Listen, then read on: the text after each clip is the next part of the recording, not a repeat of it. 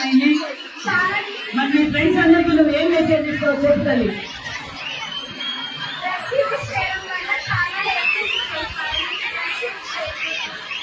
ఇంకా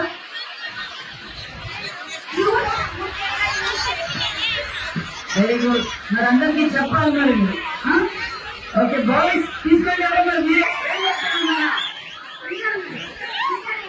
inter MPC చదువుతున్నావు. ఏముంది నాలుగు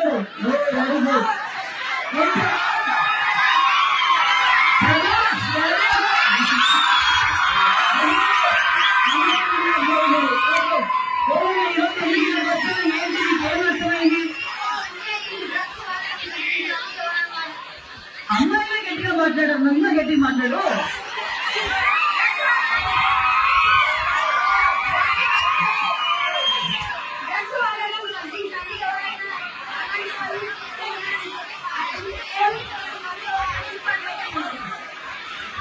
డ్రగ్స్ వాడితే ఆరోగ్యం చెడిపోతుంది.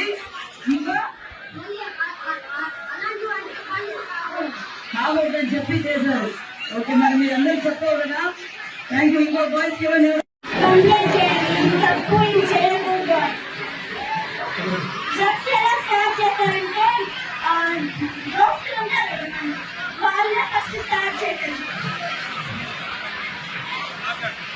అందుకని అలా చేసుకుంటే పక్కన పెట్టేసింటారు. మన ఫ్రెండ్స్ వద్దు.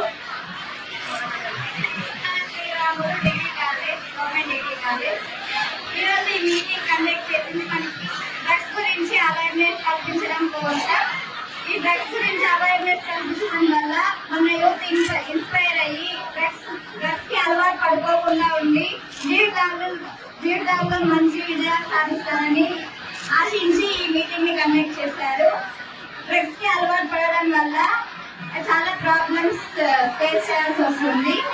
మెయిన్ హెల్త్ పాడైపోతుంది. మన గోల్ మీద కాన్సన్ట్రేట్ చేయలేము. వాళ్ళ లైఫ్ వాళ్ళు స్పాయిల్ చేసుకునేదే కాక వాళ్ళ పేరెంట్స్ ని కూడా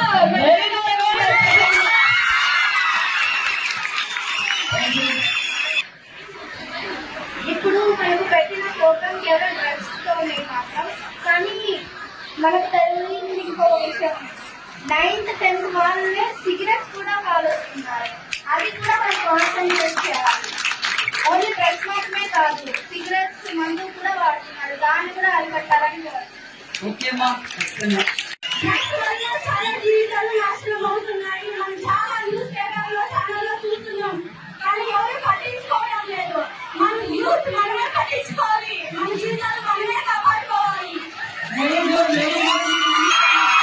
ఈరోజు పెనుగొండ నియోజకవర్గంలో సుమారుగా 2000 మంది విద్యార్థులతో గంజాయి వాడడం వల్ల ఏ విధమైన పరిణామాలు వస్తాయి, ఏ విధంగా నష్టమైపోతుంది, జీవితాలతో ఎలాగైతే వాళ్ళు నష్టపోతారనేది పిల్లలకు అవేర్నెస్ ప్రోగ్రాం పెట్టాలనే ఉద్దేశంతో ఈరోజు డిగ్రీ విద్యార్థుల దగ్గర నుంచి 6th క్లాస్ వరకు అవేర్నెస్ ప్రోగ్రాం పెట్టాం.